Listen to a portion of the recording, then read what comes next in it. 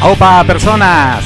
Recibid un cordial saludo y un abrazo fuerte de aquí, de parte de nosotras, las que hacemos todas las semanas este programa en la 107.5 FM. Sí, esto es Personas, y en los micrófonos de La Irola, como siempre, está un servidor, Miguel Osorio. También está acompañándome, como todas las semanas, Aitor Gómez. ¡Aupa, Aitor! ¡Aupa a todas! Gabón Gustio hoy. Y hoy recordad que está con nosotros nuevamente Igor Calvo, ya que quedamos en que él iba a venir esta semana también, porque la semana pasada estuvimos hablando de un personaje muy importante que nos trajo él, como es Guy Debord. Y bueno, Igor Calvo, muy buenas, bienvenido nuevamente, gracias por venir. Nada, lo dicho, gracias a vosotros por volver a invitarme, es un verdadero placer y nada, pues buenas noches, Gabón Gustio hoy y a ver si podemos aportar algo o por lo menos entretenimos. Bueno, hoy hablaremos, seguiremos, ¿no?, con esa segunda parte, entre comillas, de Guy Debord, ya que quedaron muchas cosas en el tintero, un personaje muy importante. Y bueno, para poner en situación a todos y todas las que nos están oyendo en este momento en La Irola, pues no sé si hacemos un pequeño resumen de lo que vimos, de lo que hablamos la semana pasada. Aitor. Sí, voy a hacer una pequeña, una introducción, resumen de la semana anterior, ¿no? Pues Debord es un personaje que hay que reivindicar y conocer a fondo. Debord, previo al cambio que se estaba produciendo en una época como la nuestra, en la que la sociedad de consumo se está apoderando de la sociedad y, ¿por qué no?, del individuo, es bueno saber más sobre qué nos decía ya Guy Debord al respecto. Cuando habla de la sociedad del espectáculo, habla más sobre las técnicas de dominio que utiliza el poder dentro del sistema capitalista para gobernar y regir cada aspecto de nuestras vidas. No es la telerrealidad, que es la que los medios de comunicación nos quieren trasladar, que es una realidad más o menos distorsionada. Él decía que la economía, que ha logrado una soberanía muy completa, ha logrado meter al mundo en una pequeña falsificación a través de la cual nos hace vivir. Él habla del espectáculo como una imagen determinada, no como una experiencia concreta, sino que nos están dando imágenes externas que el individuo va adquiriendo como vividas, lo cual no es cierto. Porque es eso precisamente lo que Debord denuncia, y reivindica el que cada individuo y cada sociedad deberían vivir sus propias experiencias, no reproduciendo las experiencias vitales que nos ofrecen. Debord y la Internacional Situacionista lo que buscan es transformar la sociedad en su conjunto, de manera radical y desde las bases. Son los primeros en señalar el paso del ciudadano, consumidor, y él ya lo veía en su momento en los años 60. Muy bien, Aitor, por ese resumen.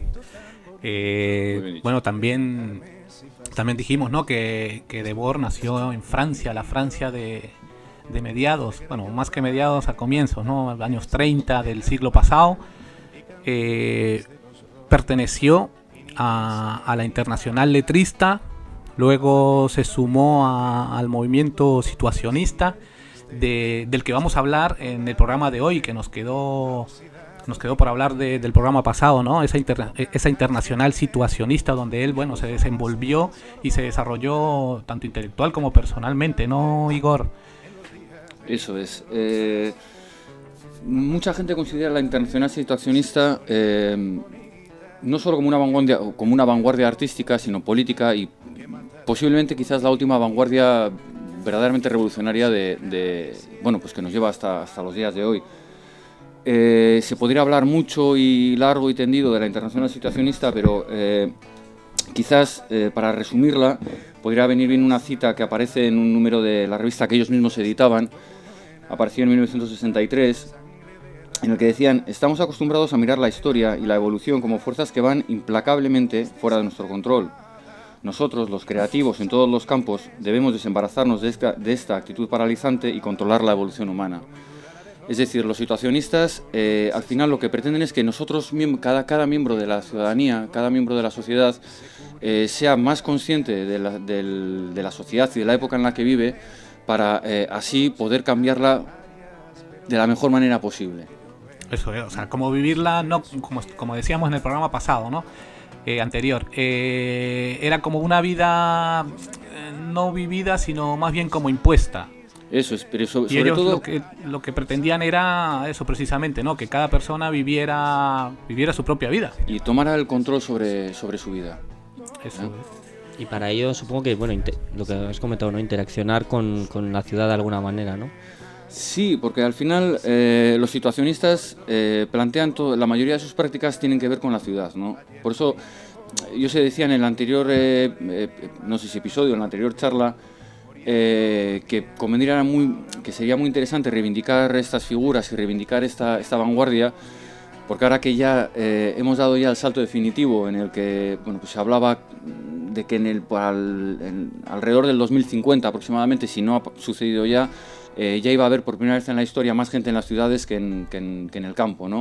Uh-huh. Entonces, cuando ya hemos convertido las ciudades no solamente en los epicentros culturales, sociales, de vanguardia, pues al final van a ser, digamos, los espacios más habitados y en donde todos vamos a tener que convivir en mayor número, ¿no? Y en mayor cantidad. Ellos, pues era... número, ya eran visionarios, ¿no?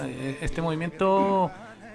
ya preveían lo que podía pasar, ¿no? Hombre, más que visionarios... Esa urbanización de los pueblos, de las... Sí, lo que pasa que ya va... O sea, el urbanismo salvaje no es solamente lo que entendemos que ha pasado aquí antes de la crisis, ¿no? No solamente es este tipo de construcciones salvajes, de poner casas donde haya un pedazo de terrenito, pues al final esto tenía que ver con un componente más especulativo y más de hacer dinero que verdaderamente de urbanismo, ¿no? Pero ya en los años 60 ya el urbanismo, digamos que empieza ya a servir de manera muy clara a lo que es el sistema político y económico del momento. Sí, a raíz de lo que estás hablando ahora, no sé si Miguel se acordará, sí, lo más seguro que sí, cuando hablamos de Marie Curie, y yo tuve la oportunidad de hablar un poquito de París, y creo que, si no recuerdo mal, fue antes de la llegada de Marie Curie a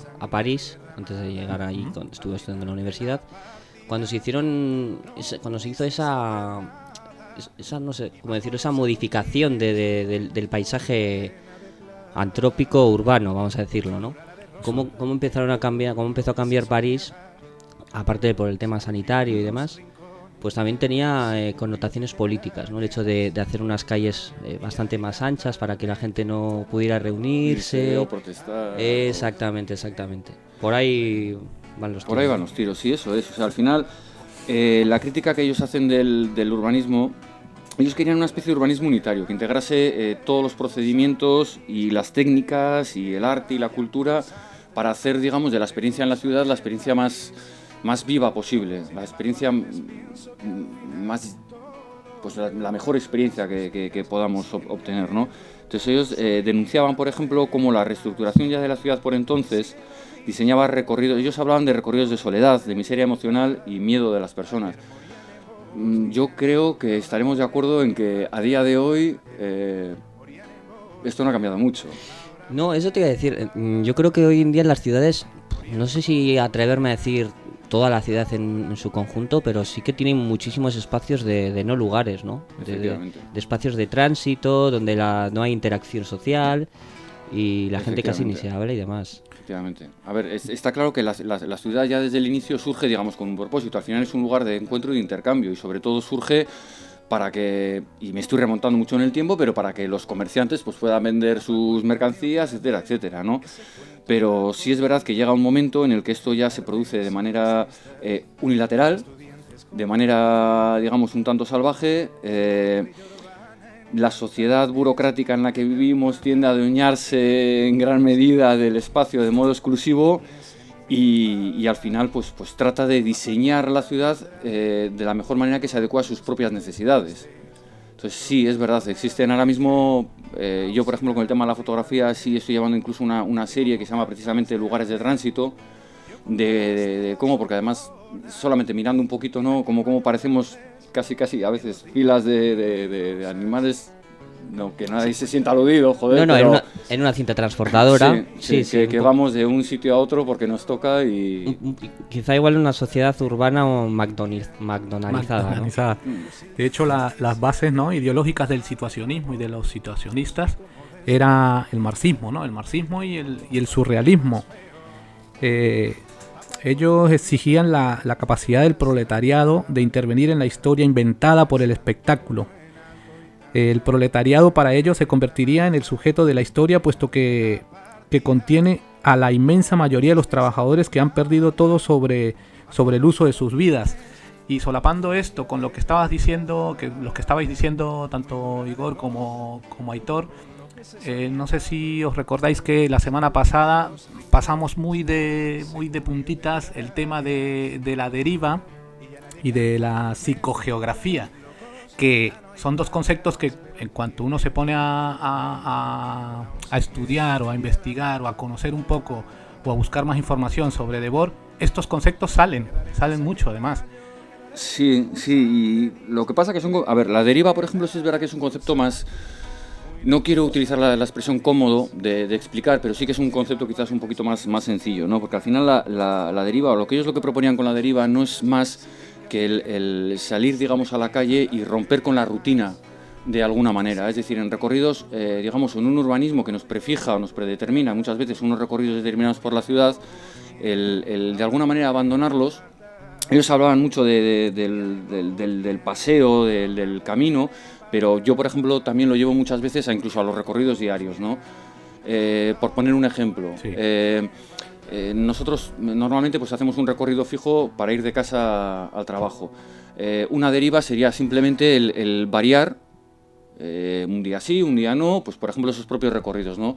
De tal forma que simplemente el variar de una parada de autobús o el variar de hacer un recorrido andando en vez de coger un transporte público o coger un transporte privado, etcétera, nos puede llevar a vivir experiencias completamente diferentes, a recorrer otros puntos alternativos de la ciudad, donde hay otros ambientes, donde hay otras personas, donde, pues no lo sé, hay otro tipo de tiendas, hay otro tipo de ocio o del que fuera, ¿no? Entonces la deriva básicamente es eso, es salir de casa sin un recorrido predeterminado, sin un recorrido prefijado, dejarse llevar un poquito por lo que te vas diciendo la ciudad, por lo que vas experimentando.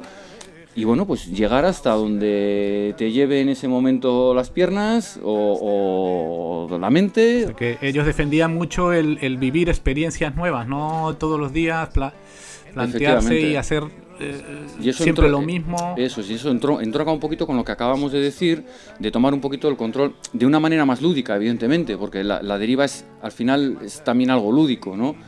Pero de tomar el control un poquito sobre nuestras vidas. Es decir, tú decides qué camino quieres tomar y qué camino quieres seguir. Pero esto, bueno, me imagino que ellos ya lo verían en la sociedad de su época, pero ahora mismo pensando en la sociedad actual en la que nos enseña cada vez más a ser más cuadrados, más rutinarios, es un poco difícil. Parece que el cronómetro juega siempre en nuestra contra y hay que ser eficientes incluso en los recorridos, ¿no? Ya sea en coche, ya sea a pie. Es que además has dicho muy bien la palabra, eficiente, sí señor. Sí, eso. Entonces, bueno, yo creo que somos una sociedad calculadora en ese sentido y en otros muchos, ¿no? Creo yo. Y eso también es algo que nos hemos dejado arrastrar sobre todo por el sistema económico, más que incluso que el sistema político, ¿no? Que yo además de eficiencia añadiría productivos. Es decir, tenemos que ser productivos. Tenemos que, ya sea por medio de nuestro tiempo, ya sea por medio de nuestro esfuerzo, por medio de nuestro trabajo, tenemos que producir, no que crear, porque además eso es una perversión del término creación, ¿no? Pero tenemos que producir algo que venga bien a una supuesta sociedad de consumo. No te dejan tiempo ni de pensar ni de crear ideas. No, pensar es peligroso, ya lo sabes. Claro, y lo curioso es que Debord quisiera aportar, pues rompiendo un poco, siendo igual un poco rupturista con todo lo que hoy día todavía se ha acrecentado más, ¿no? Con lo que estamos comentando. Sí, es un poquito lo que comentábamos el programa pasado. Al final, Debord, y no voy a utilizar la palabra, o no quiero utilizar la palabra visionario, pero él de alguna manera tiene la lucidez de ver esto. O sea, es algo que estaba sucediendo, es algo que ha venido además en teoría para quedarse, pero sí, al hilo todo del proletariado, al hilo, o sea, él ve cómo la sociedad está cambiando. Digamos que vive la adolescencia y ya la madurez en plena efervescencia del estado del bienestar, en el que todos nos volcamos en creer que somos una clase media más o menos acomodada. Y entonces es lo que viene a decir, vale, de acuerdo, pues ahora ya nos están vendiendo, nos están diciendo que ya no vamos a tener que preocuparnos por llevarnos pan a la mesa porque ya hemos dejado de ser proletariados, ya no existe el proletariado, no pienses tú que hay que luchar por mejorar tu situación o que hay que luchar contra el capitalismo, etcétera, etcétera, pero ahora el capitalismo lo que hace es, bueno, pues ahora si sois clase media, si ahora ya tenéis las necesidades básicas cubiertas, en teoría, evidentemente ahora además las cosas han vuelto a cambiar, ahora lo que tratan de hacer es controlar el ocio y controlar el consumo de cultura, etcétera, etcétera. Entonces de ahí, pues por ejemplo, una práctica a priori tan sencilla o tan tonta como puede ser la deriva, sí supone un rupturismo bueno, pues de tu recorrido, de tu camino por la ciudad. O sea, simplemente el hecho de cambiar un recorrido habitual por otro alternativo, pues eso va a hacer que tu ocio y tu consumo pues posiblemente también cambien. No sé si para bien o para mal, pero sí es verdad que al final, que por lo menos una modificación va a haber. Al final todo iba más o menos encajado, porque el libro que hizo de la sociedad del espectáculo, al final es eso, ¿no? Las imágenes con las que predeterminadas por por decir de alguna manera, ¿no? Que nos enseñen a vivir. Sí, es ir a través de esas imágenes. Efectivamente, es ir más allá de la realidad que nos ofrecen. Y Debord lo que habla es de que ahora mismo la realidad que se nos pone delante de los ojos no es más que una realidad impostada. Eso es. Y esto todo hablándolo desde un punto de vista social, pero hablando desde un punto de vista político, pues las propuestas de Debord apuntan hacia una desestatalización o privatización del Estado. El Estado, según él, dejaría de ser ese cajón en el que se depositan las decisiones políticas de los ciudadanos. El Estado pues dejaría de construir espacios para la libre movilidad de personas, mercancías y capital, en los que los individuos pues no tienen capacidad de decisión, que es lo que estamos... Bueno, eso lo estamos viendo hoy es de pleno. Vuelve otra vez el Debord lúcido. O sea, hoy, a día de hoy mismo, o sea, la situación es... La sociedad, entrecomilladamente, casi no existe. El capitalismo ha adoptado todas las parcelas de nuestras vidas. Vivimos una especie de realidades semi-impuestas, semi-reales, por decirlo de alguna manera. La libre circulación de personas casi no existe, porque ahora por mucho que tengamos el espacio Schengen ya a cuenta de las alarmas terroristas, etcétera, etcétera, De hecho, Francia creo que hace poco ya ha dicho que va a volver a realizar o está volviendo a realizar controles en las fronteras. De hecho quiere romper con el tratado Schengen. Eso es. O sea, no existe la libre circulación de personas, no existe. Lo estamos viendo ahora con la crisis de la migración. En el mundo no. Bueno, en Europa de momento. Bueno, dependiendo de qué tipo de si perteneces al club. Si perteneces al club. Y dependiendo de qué tipo de inmigración también, porque más que inmigración, clasismo. Sí, pero desde que tienes que tener un visado, un documento que permiso de trabajo o lo que fuere, pues, al final no eres libre, ¿no? Porque no tienes que depender de esos papeleos burocráticos que, bueno, al final... Eso sí, el dinero sí se mueve de forma rápida, eficiente, libre. Para eso sí no hay fronteras. Efectivamente. Y al hilo, simplemente ya por terminar un poquito también, ahora que me ha venido un poquitín que hablas de lo de Guy Debord, de la privatización del Estado y la privatización de los servicios públicos, pues bueno, queda la sanidad o parte de la sanidad pública, queda algo de educación pública, igual me estoy pasando, pero yo es la sensación que tengo, y creo que sí, que la economía privada definitivamente ha tomado el asalto al Estado, o ha tomado por asalto a las políticas públicas. Pero eso es porque lamentablemente lo han permitido. Bueno, ahora hay, de hecho, ahora lo que existe como concepto, no como concepto de Estado, sino de Estado-mercado, ¿no? Es un poquito el concepto que se viene manejando ahora, ¿no? No sé. De hecho, todo se mueve a través de los intereses económicos. Sí, completamente, pero ya desde hace tiempo. Entonces, Hombre, todo esto sugiere o viene después de hacernos creer por activa y por pasiva que su realidad es la realidad que tenemos que vivir todos y que es lo único que hay. Entonces, si nos están diciendo que lo que manda es el dinero y que hay que, acoplarse a él y que hay que subyugarse a la economía, pues tenemos dos opciones, o decir que no o creernos esa realidad. Entonces, por eso vuelvo a insistir en que es muy interesante. A ver, Guy Debord no hay que elevarlo a los altares. Guy Debord era un artista, tenía ese aspecto bohemio que llama tanto la atención, etcétera, etcétera, pero sí que es verdad que insisto, fue muy lúcido, no visionario, fue muy lúcido en una serie de cosas que a día de hoy, el poder político, el poder económico, pues ha tomado por asalto y básicamente se ha cumplido, ¿no? Ellos también defendían, eran partidarios de que las formas de gobierno no fueran de forma vertical, sino más bien de tipo horizontal, ¿no? Que eso es lo que ahora se supone que están proponiendo, partidos alternativos.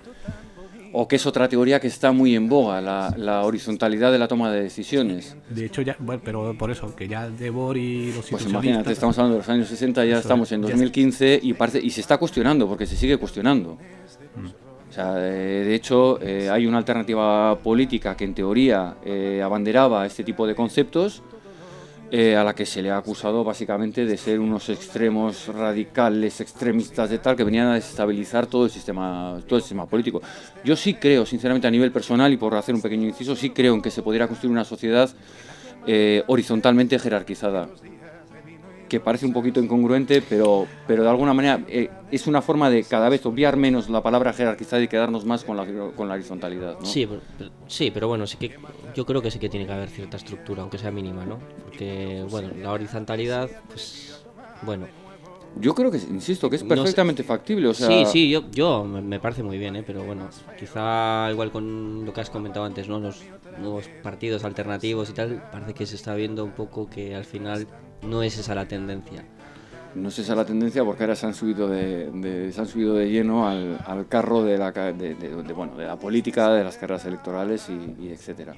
Pero sigo pensando, además desde aquí, es un pequeño inciso, un pequeño inciso, ¿no? Pero sí animaría a todos los oyentes y a las personas que nos puedan estar escuchando a informarse un poquito, o a tratar de buscar información, que es muy difícil, la verdad es que es muy difícil, sobre lo que está pasando ahora, por ejemplo, en la zona del Kurdistán sirio e iraquí, y sobre la comunidad autónoma de Rojava, que es donde están los kurdos que están creando un estado de la nada, y de cómo se han organizado política y económicamente en base a sistemas horizontales de gestión, y cómo la verdad es que a pesar de todos los inconvenientes, a pesar de la guerra, a pesar de las injusticias, a pesar de la falta de interés del resto del mundo, están llevando a cabo cosas muy interesantes y que podrían ser muy válidas para estados más, entrecomilladamente, civilizados.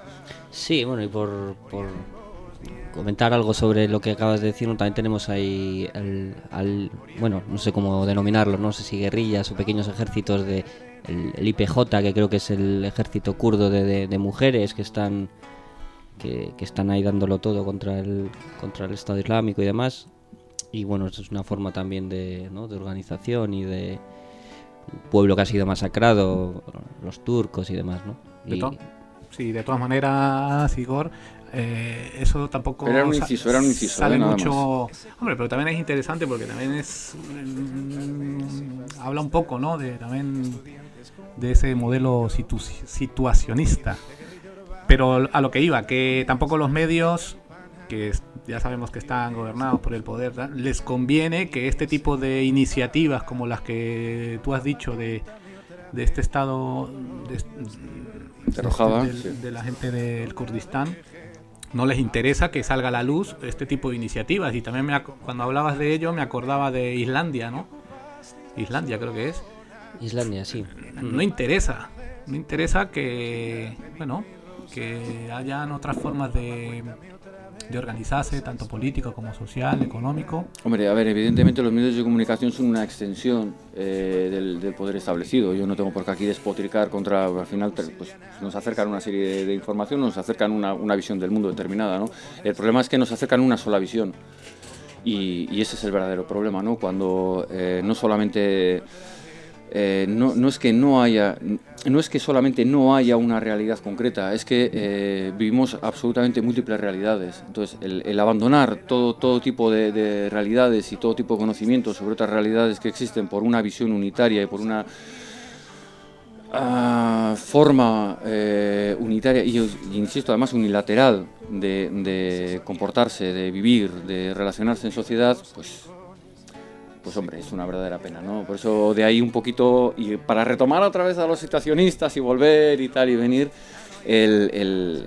bueno, pues el llamar, esa pequeña llamada a la gente, a la sociedad, a que tome un poquito las riendas de sus propias vidas y vaya un poquito más allá de lo que se le impone. Y a que sintonicen también la 107.5 FM Irola y Ratia, que tiene programas muy interesantes, como el nuestro, personas que, bueno, tienen otra visión, ¿no?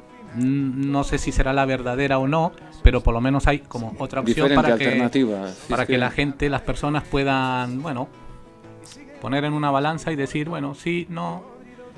Sí, que haya un... Pero lo interesante es eso, que haya una opción de comparar, ¿no? Y de sopesar, a ver cuál puede ser la información más objetiva posible, ¿no? Está claro que al final de los medios, los más media, los medios de masas, al final lo único que hacen es inocular sesgos, ¿no?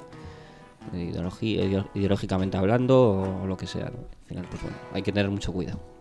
Bueno, y recogiendo un poco a modo de conclusión / resumen o resumen / conclusión, ya que el tiempo siempre nos juega esa mala jugada, ¿no? Valga la redundancia. Hemos hablado de Guy Debord, está con nosotros un invitado especial, Igor Calvo, que las puertas de los micrófonos, los micrófonos están abiertos, ¿no? De personas para Igor Calvo para que venga cuando él quiera, pueda.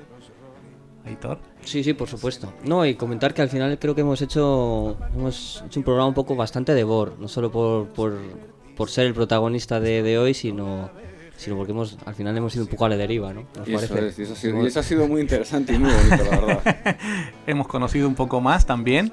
¿Por qué no? Bueno, todos estamos aquí para aprender, todos y todas. Aprendemos nosotros, aprenden nuestros queridos y queridas oyentes, aprende seguramente el invitado o la invitada. Y bueno, también tenemos que decir que Guy Debord murió hace poco, ¿no? Bueno, hace casi 20 años, en 1994. Que se suicidó y al final, pues digamos que eso también agranda un poquito, o viene a hablar un poquito más de la leyenda de esta persona, ¿no? Bueno, dicen que se disparó, ¿no? Fue por un disparo, no sé, pero sí, que se quitó la vida. Sus memorias sobre una vida intensa y controvertida habían quedado plasmadas, como lo dijimos, ¿no? En la sociedad del espectáculo. Hablamos de que perteneció a la Internacional Letrista, luego situacionista, al movimiento situacionista, que hemos hablado mucho tanto en el programa pasado como ahora. Y bueno, ojalá les haya quedado más o menos, ¿no? Esa inquietud para que sigan investigando y estudiando o buscando información sobre Guy Debord y otros intelectuales de la época. Sí, bueno, a modo de introducción yo creo que no está mal, ¿no? Al final, ¿no?